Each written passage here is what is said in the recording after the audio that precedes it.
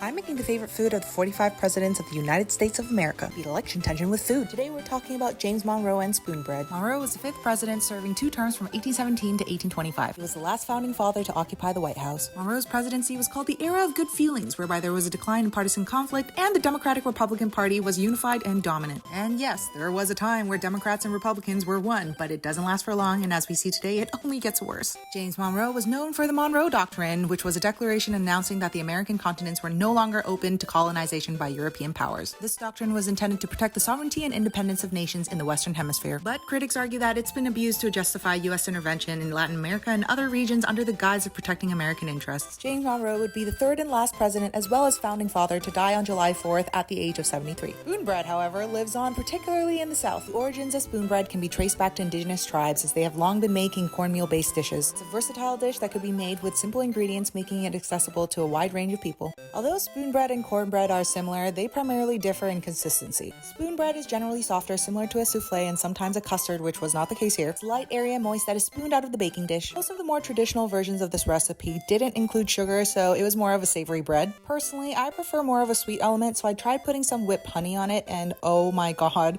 it was absolutely life-changing. It's so good with some sweetness, especially with whipped honey. Overall, it was a simple and tasty dish, so it's a thumbs up from me.